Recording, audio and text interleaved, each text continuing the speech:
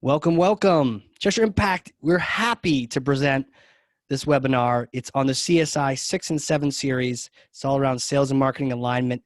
Today is Valentine's Day. Happy Valentine's Day.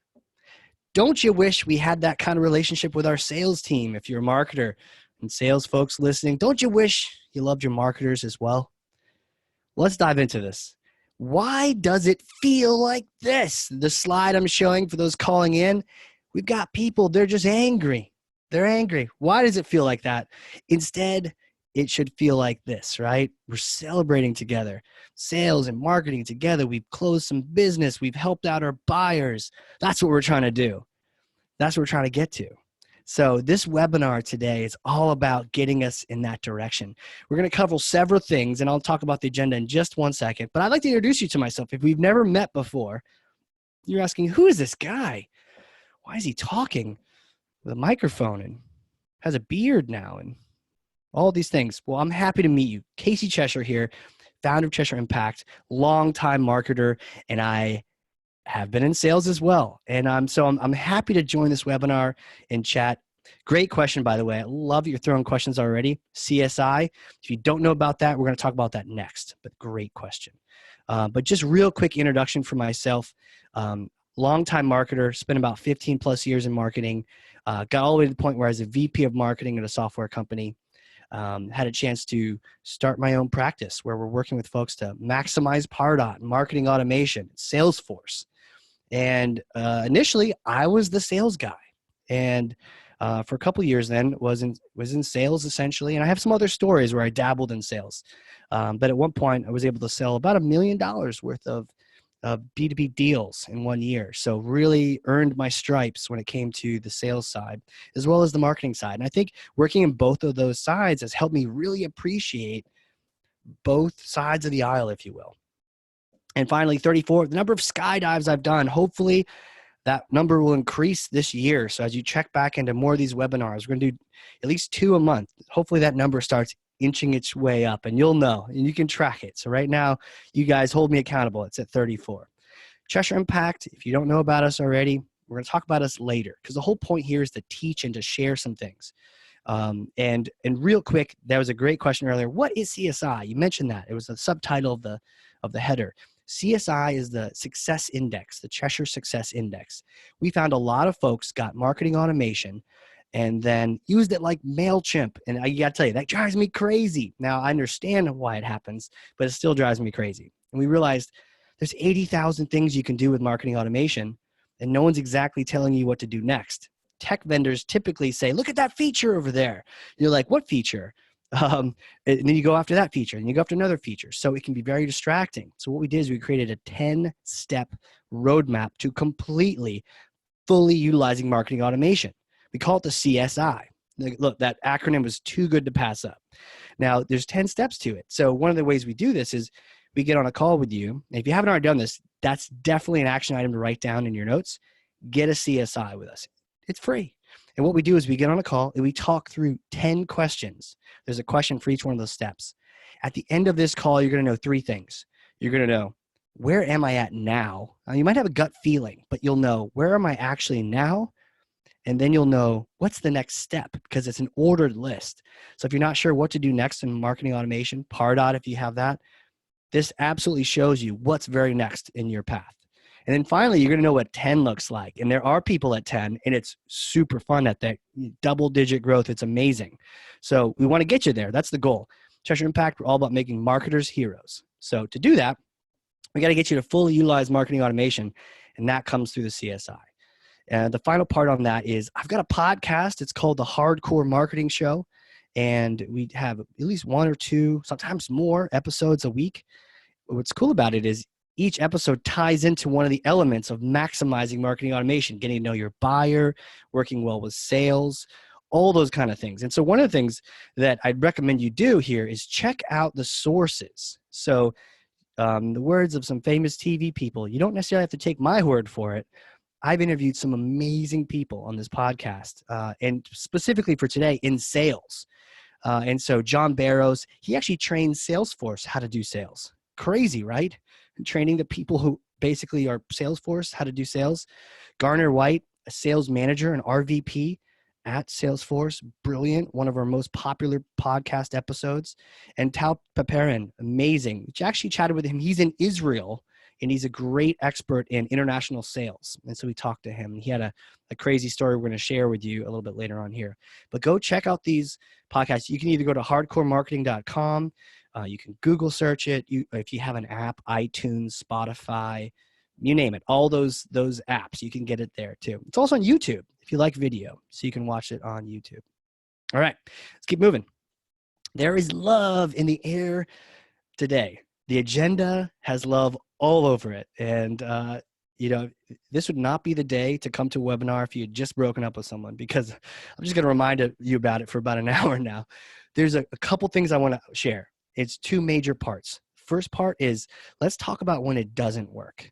Why? Because it's drama and it's fun to talk about, but also because you can learn more from when it doesn't work than sometimes when it does work. You don't even know why it's working, it just works.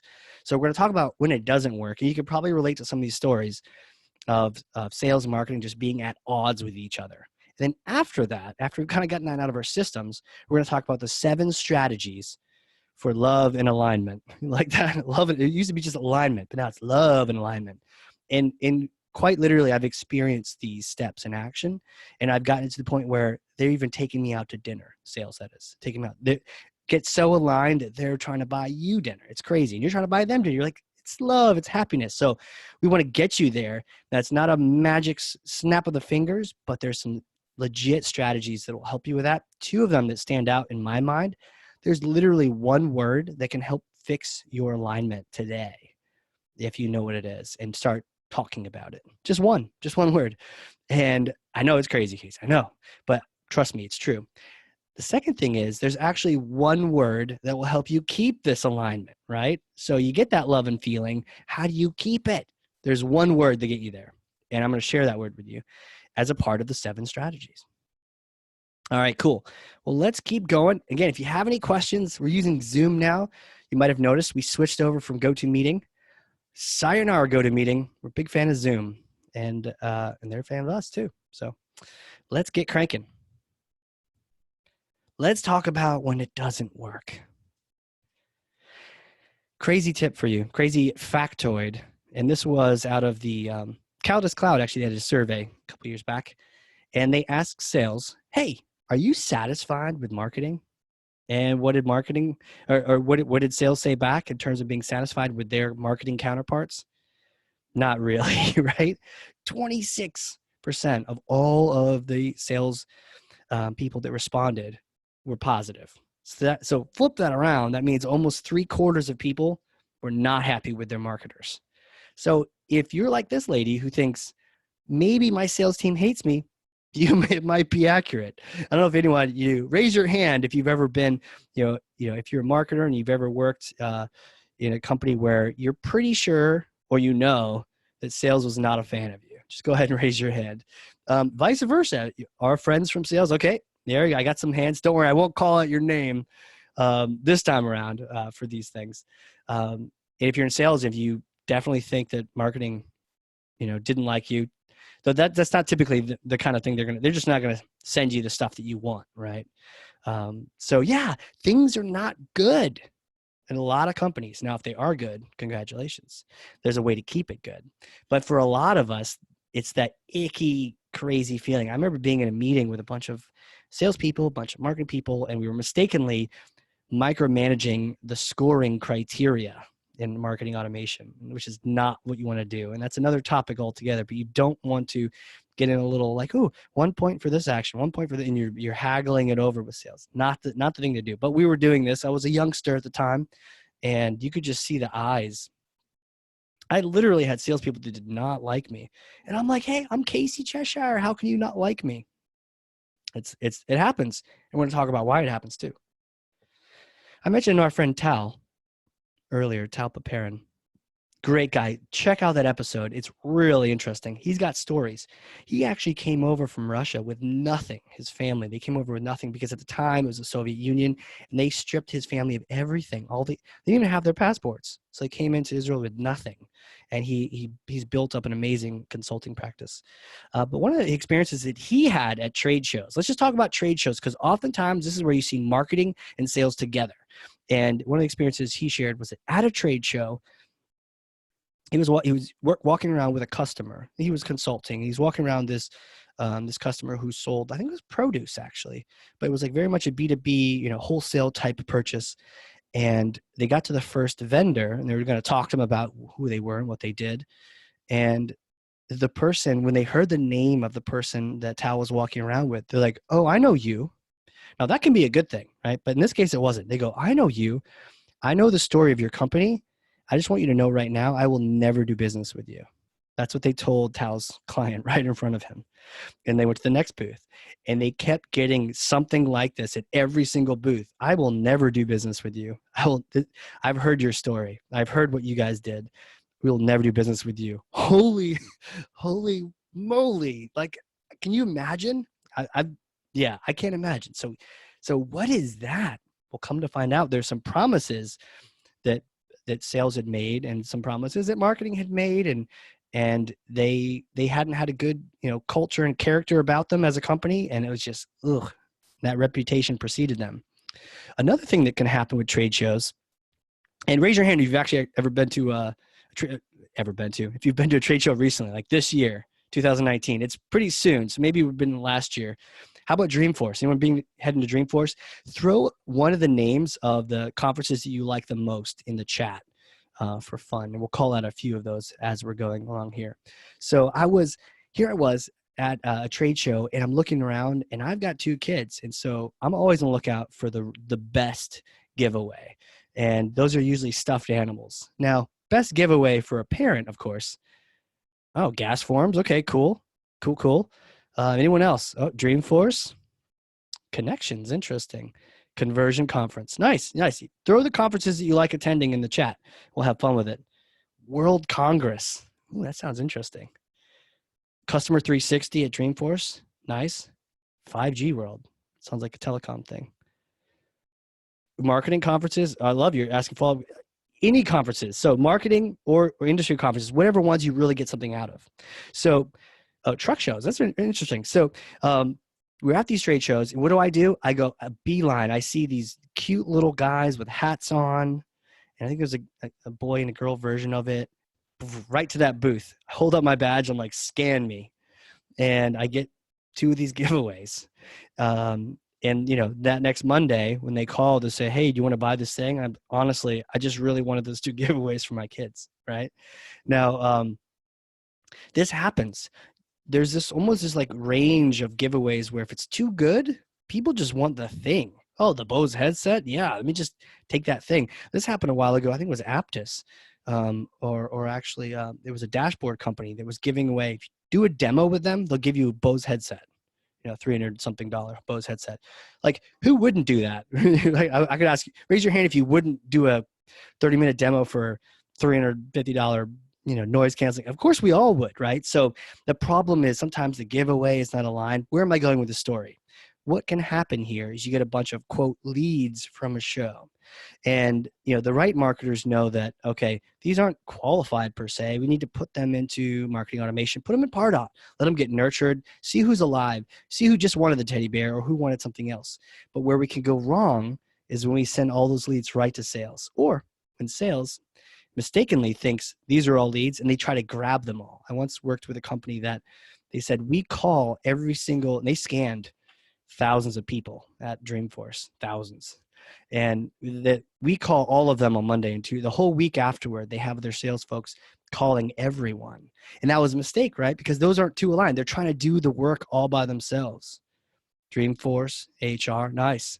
Nice couple of AHRs. That's cool. Wonder if you guys are in the same company. All right. So that's another thing that's not working, right? We sent leads and they're calling all of them. And what happens is half of them are me. Someone saying, "I'm not really a lead. I'm sorry. I just wanted that really cute giveaway," right? Or whatever the case may be. it's not a curated list of leads. So, all right. I still hate you. Last story, and then we can start moving on to the good part. The good news is like, Casey, you're bumming me out on Valentine's Day. Last story. I interviewed for a job. I was going to be the marketing director at a company, and they thought it would be really helpful for you to meet your counterparts. They said, we'd like you to meet, some of the sales leaders, some of the sales directors of the company. So I said, okay, sure, happy to do that.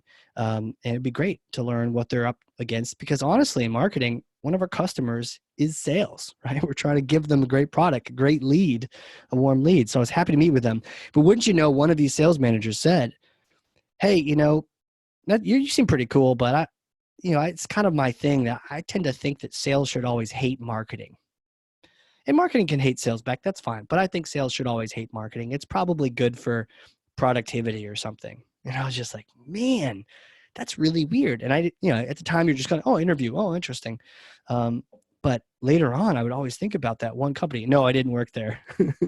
But I always think about that one company and say, man, how bad is your culture when not only do you hate the other department, but you're just open and honest about it and you think it's probably a good thing at that point?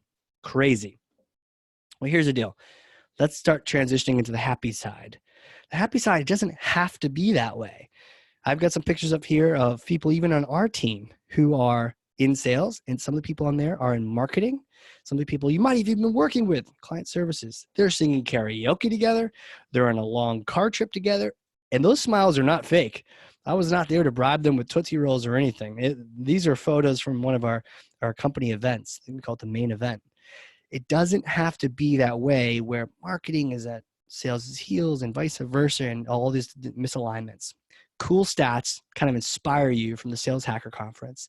67% increase in closing opportunities when you've got a working relationship with sales. That's it.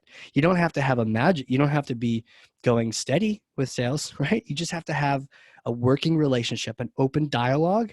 And what do you get? You can get increased closing opportunities. Why? You're probably sending better deals. They're probably jumping on them faster.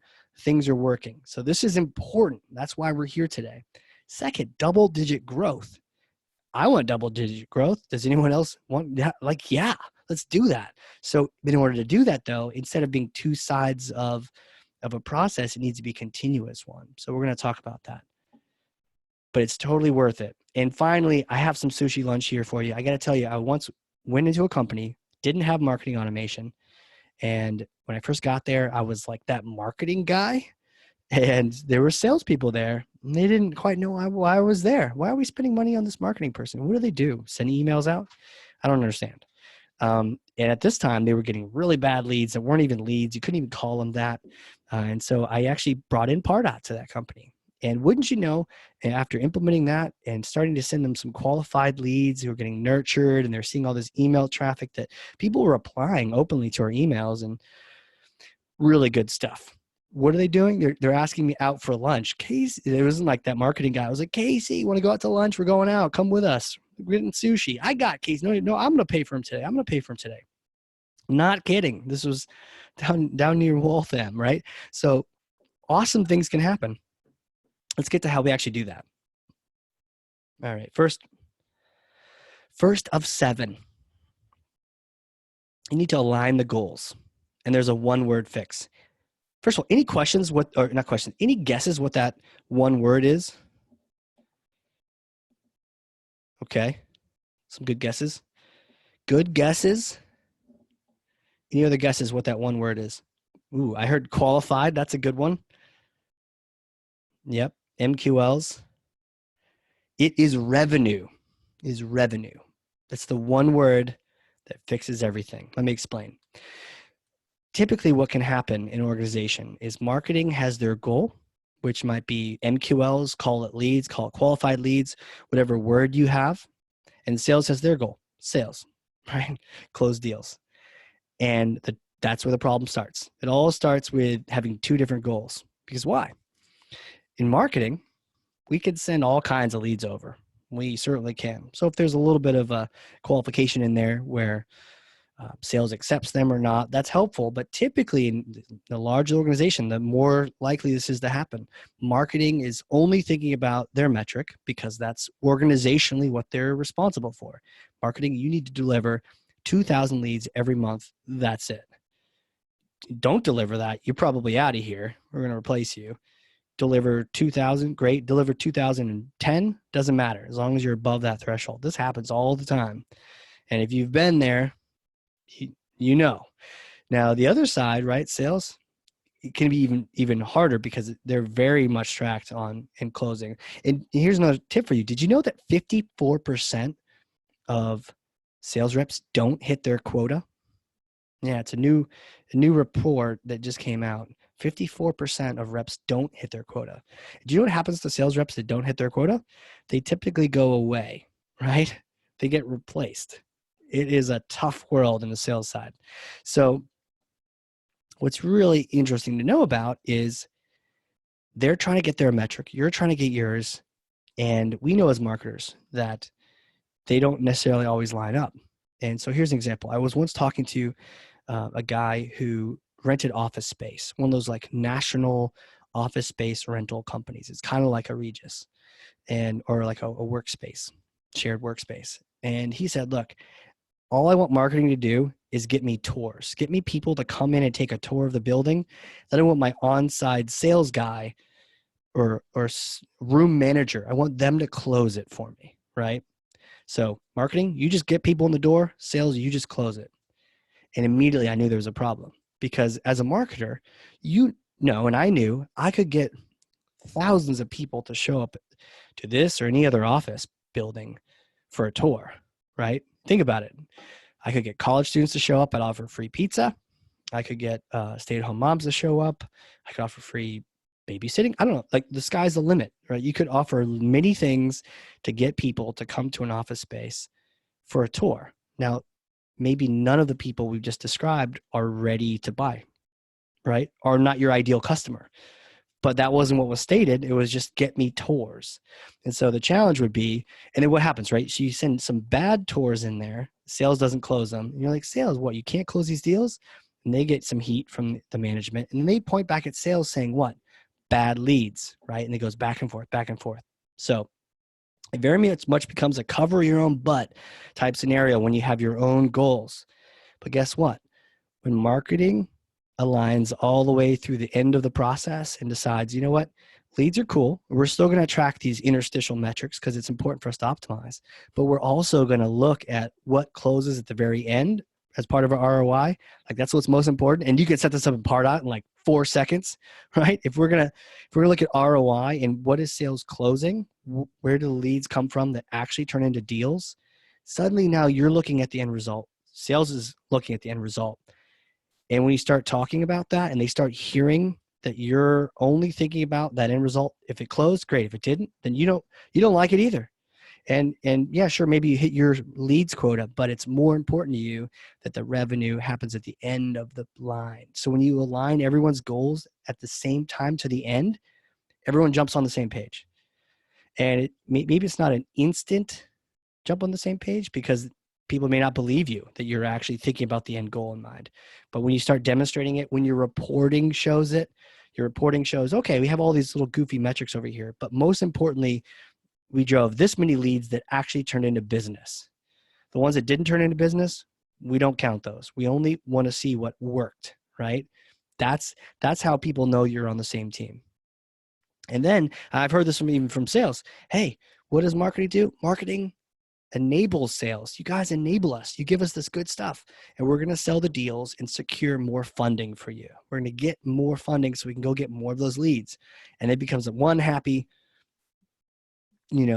complete team. I've often heard it called a revenue team, not just sales team and marketing team. All right, revenue. Next, we got to start talking.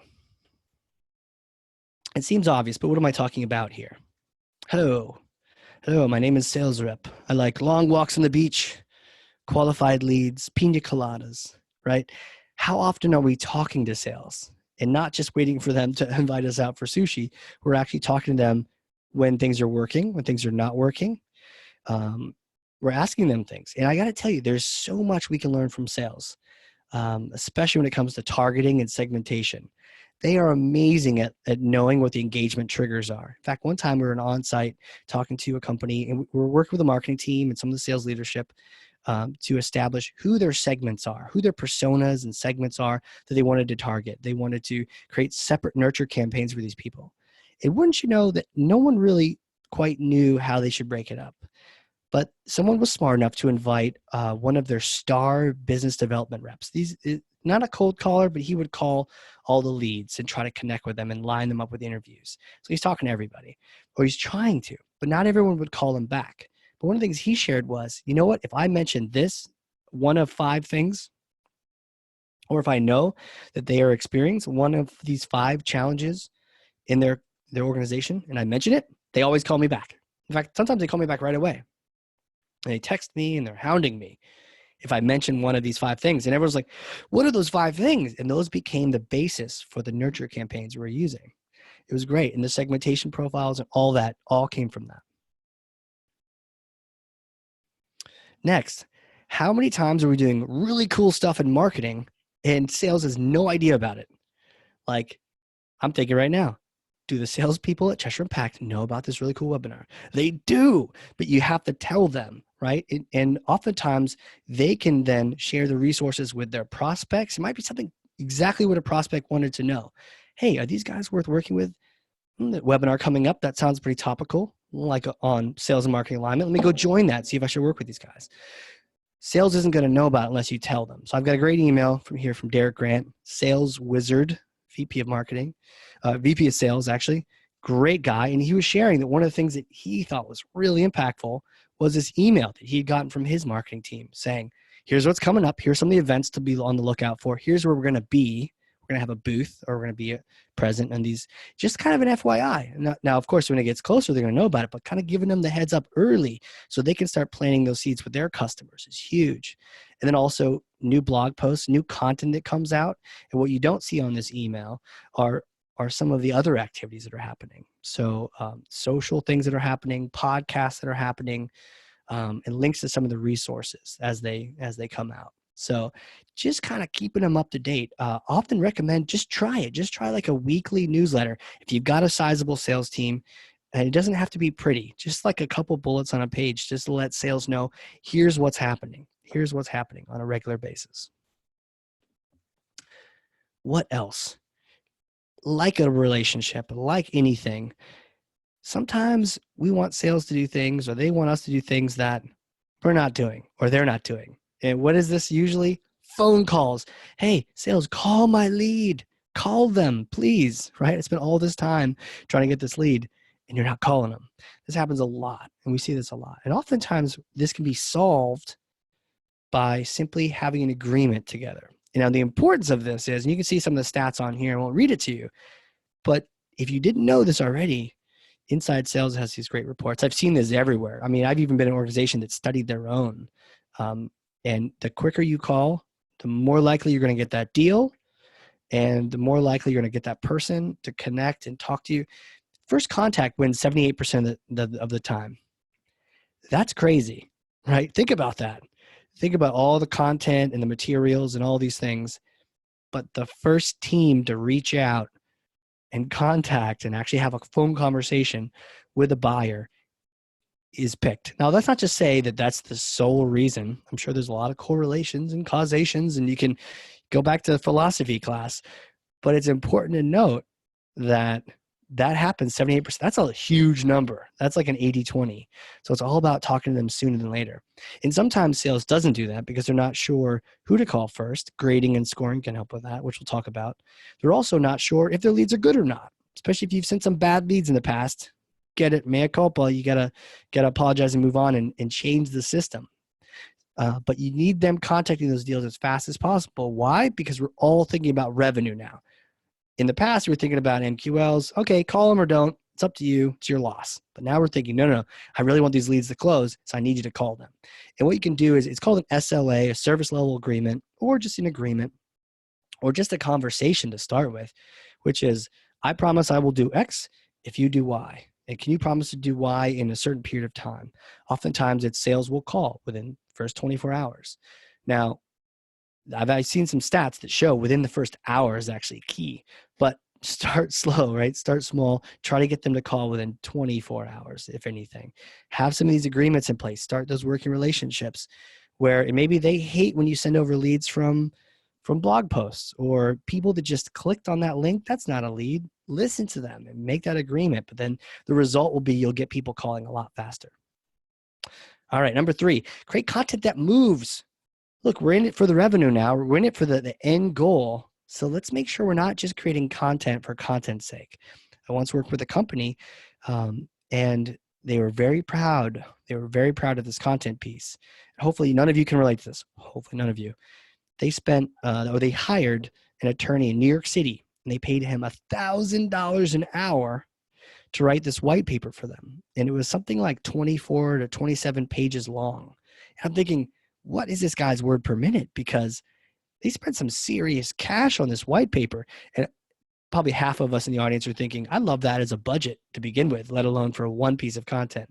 But that's what they did. And I asked them, okay, great. This sounds amazing. This must be like a glowing golden white paper. I asked them, what question did this answer for your buyer? And the answer was, head started going down. No one said anything. What question does this answer for your buyer? Or how does this help your buyer? Is there a challenge this helps your buyer with? All the heads started going down. What they had created was more of a brag piece. It's more about them. It's kind of an industry thing. They hadn't really been thinking about the buyer. And so sometimes I think in marketing, we can get into the trap, hopefully not that much of a trap, but the trap of thinking that content is just bait to get people to fill out a form. And it's not. Sure, it gets them to fill out the form, but again, we're not looking at just that first engagement. We're looking at revenue and getting it down the line. So it's really important to map content to the sales cycle. Now, obviously, we're mapping buyers' journeys here. We're talking about marketing and marketing process, but sales has their own. So when you're talking to sales, one of the best things you can do is say, here's all this content we have, and here's where people have enjoyed it the most, right? So if you've got a brand new prospect, they're top of the funnel, you're first talking to them and they have some questions, we've got some great white papers for you. We've got a recorded webinar. Casey does this thing on blah, blah, blah, right? So we've got all these things and you're letting sales know this is great top of the funnel content. And then here's some middle of the funnel content. And again, thinking back to that newsletter where we're sending sales, telling them what we're up to. If we're telling them about all this random content, they may not know where it actually fits. But you get amazing results when you tell sales, here's some middle of the funnel content. Have you had a prospect that kind of stalls at you in the middle? We've got a great case study that just came out from our recent customer who had an amazing win. It's perfect for that prospect, right? Get in the hands of the sales manager. The sales team starts using it. Beautiful. Same thing with bottom of the funnel. And you can see there's actually different types of content for each part of the funnel. And that's important. You don't just want to make a brag piece. Don't want to spend some other company's entire marketing budget on a white paper that you can barely use.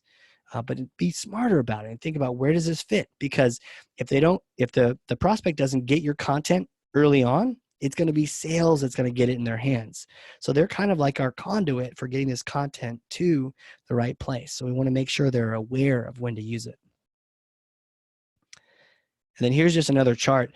Some organizations make some great resources. I've even seen little pop-ups and apps in Salesforce, but in a very simple way, a spreadsheet that says, here's what we have, right? Here's a great piece of content.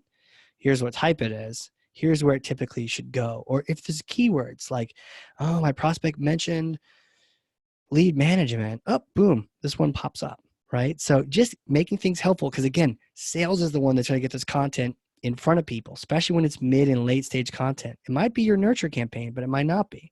Even if your nurture campaign happened, they may not be clicking on it until sales brings it up. So it's good to collaborate on when to use this type of content. All right, grading. Now, there's another CSI element that is all about using grading and scoring. Actually, that's number 6. So it's part of this, but it's a separate webinar too to talk more about it. But what I do want to bring up is that oftentimes groups are using scoring because it's automatic, but grading is really important. So if you haven't used it yet or you haven't thought about it, and most people aren't yet, when we first start working with them, CSI numbers are low. So what I recommend is that scoring, quick refresher, scoring is how interested the prospect is in you. Grading is how interested you are in them.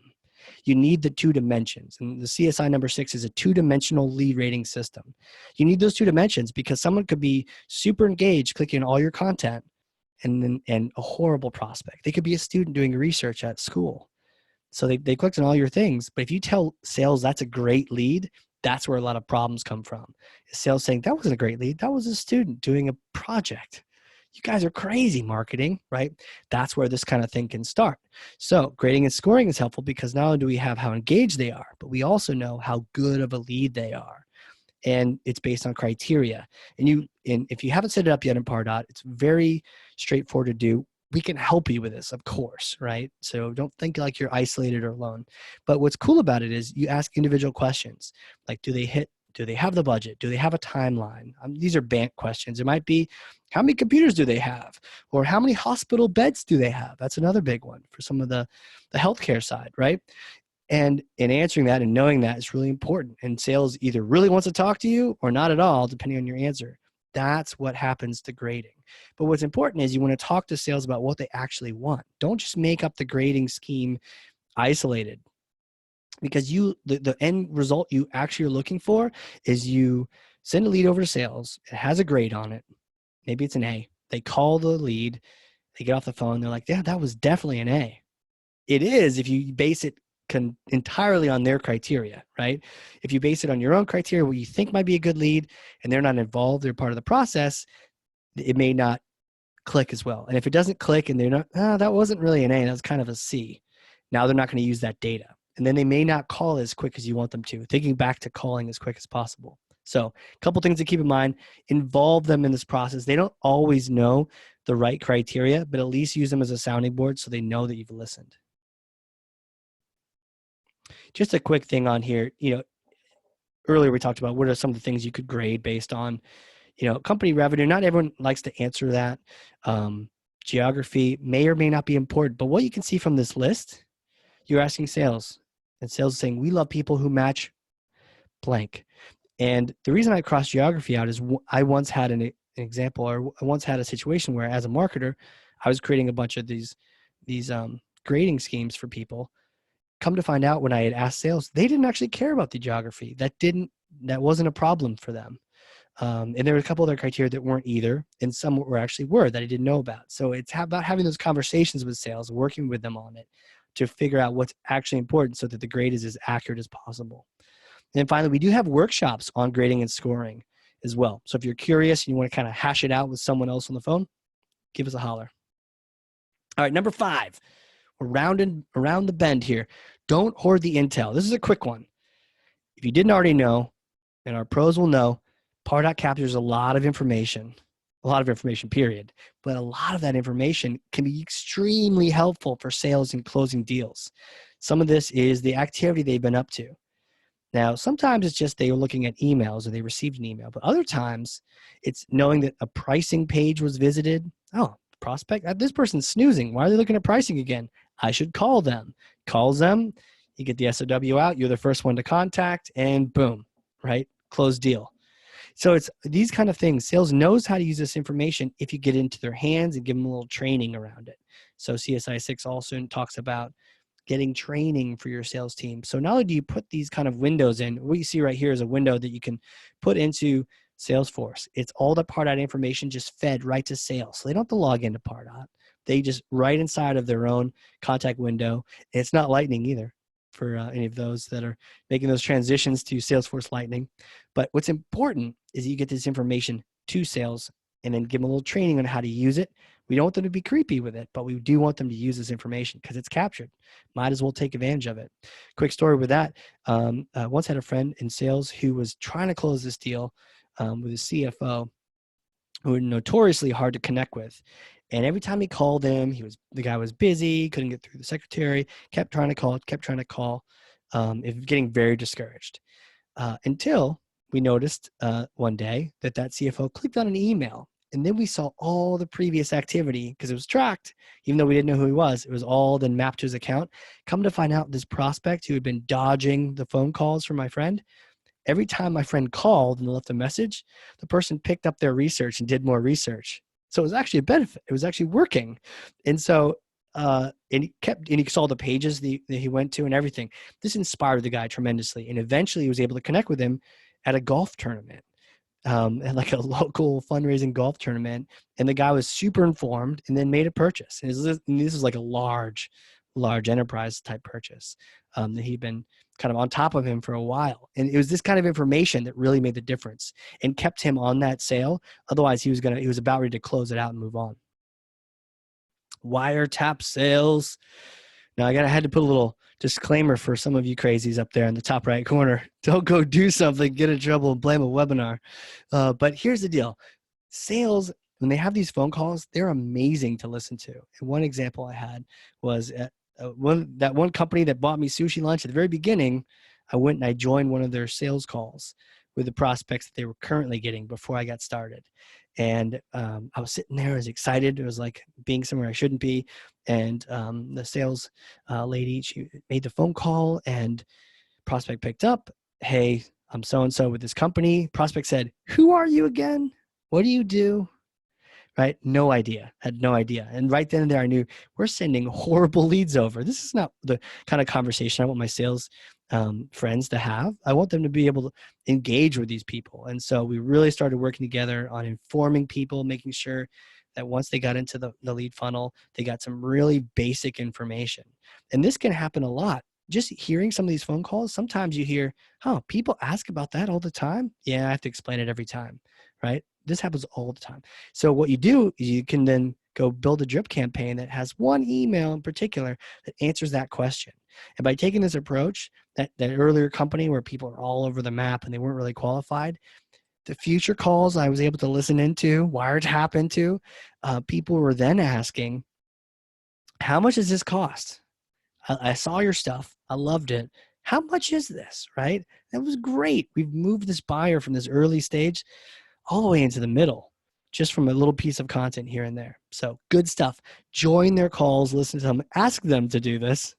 Don't do it sneaky like and get in trouble, but definitely ask and join it. You'll actually find that people, typically appreciate that you're interested, you're asking, and you're going to be listening for things that they aren't really trained to be listening for.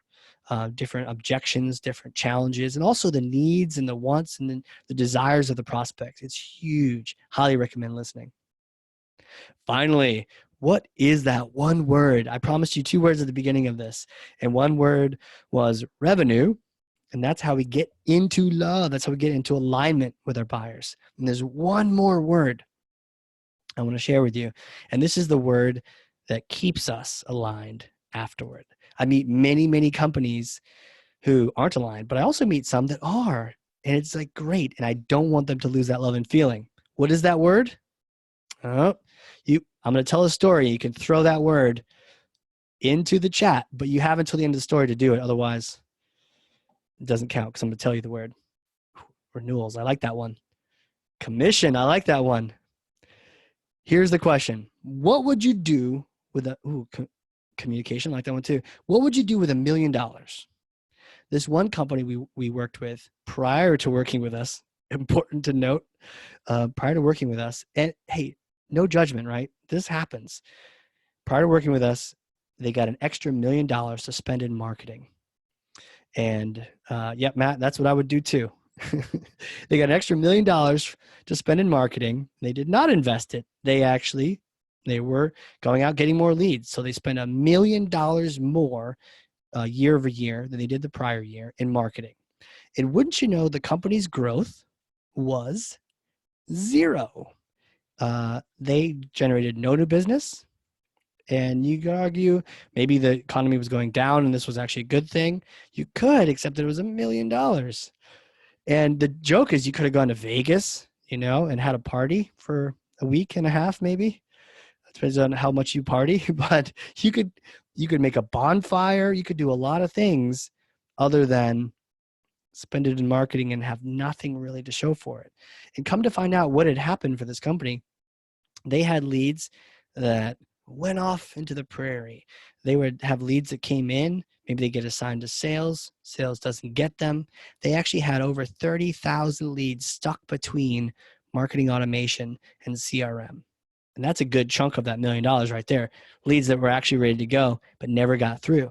And sales was saying, well, marketing was saying, we sent them. And sales was saying, we never got them, right? So it's like finger pointing both ways.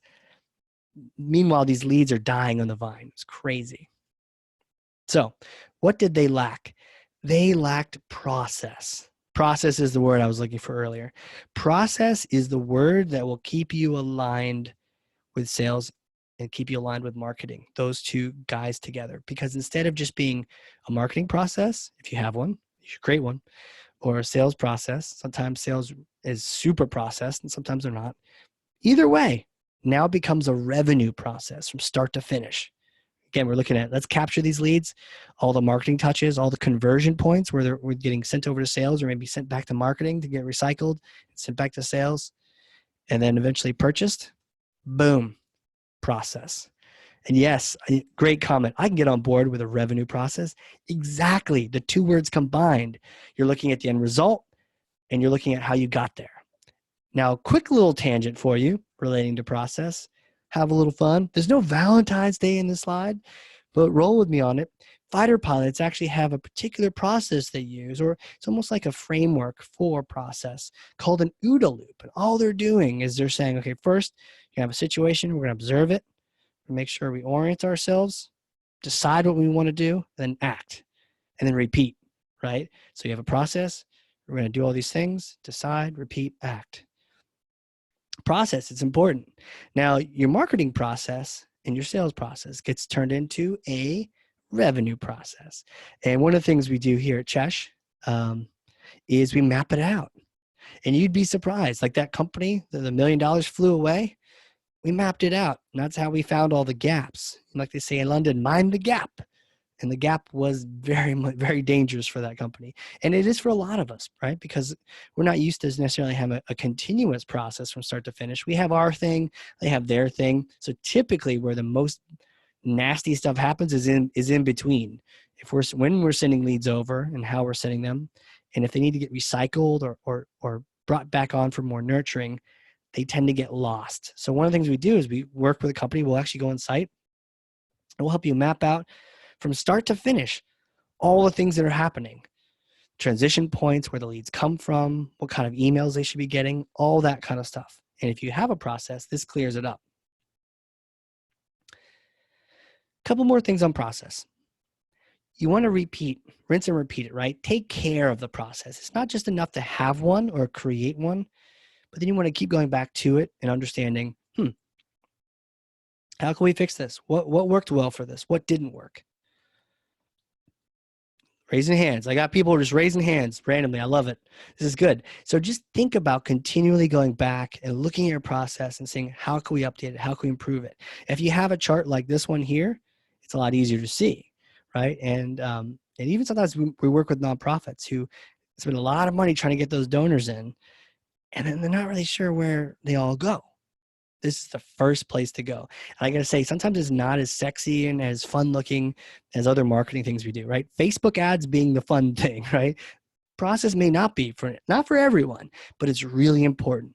It's really important to mind that gap. All right, let's just refresh on the final 7, close it out, do some Q&A. 7 things to align, 7 things to get romantic with your sales team on. Align your goals, align them to revenue. Start talking, have those conversations. You're going to find out stuff all about your buyer because they're talking to them all the time. And it's those kind of really cool, fuzzy things you're going to learn that maybe your survey doesn't pick up. Create content that moves. Don't be like those folks that spent thousands of dollars on that content for content's sake, and align it to the sales process. Also collaborate with grading. Grading and scoring is key. Finally, don't hoard, empower. Get that information in Salesforce and then teach sales how to use it. Wiretap them, quote unquote. Listen into the sales calls. And finally, rinse and repeat. What are we rinsing and repeating? Process, right? Revenue process. Awesome. Hey, Cheshire Impact, there's a slide all about us on this one, but I got to show you. This is the Goddard Base Tunnel, just under Switzerland, one of the longest tunnels in the world. And they actually dug it from two different sides. So think of it as like marketing's digging one side, sales is digging the other. And if you're off by just a little bit here and there, a foot here and there, guess what? You're not meeting in the middle, but these guys did. It just took a little bit of alignment, and you can do that too. So we're here to help. One of the biggest things you can do is get that CSI. Get that CSI. Find out where you are. You have a gut feeling, hey, am I really using Pardot that well? Marketing automation? Am I doing a great job? Or I kind of feel I could improve, right? You have an answer to that, and you'll know what's next. Whether you work with us or not, at least you'll know where you're at, what's next, and what a 10 looks like. And what's cool is all the steps in the CSI, we have workshops. We've been working on these things, and we're actually using them ourselves too. We have workshops. We can actually help you execute all of the things to get you to a 10. There's also a book on marketing automation. We're finishing this here in Q1. We want to shower you with books next quarter. And finally, don't forget to check out those episodes of the Hardcore Marketing Show and learn from people even smarter than I am. All right. Now it is time for Q&A.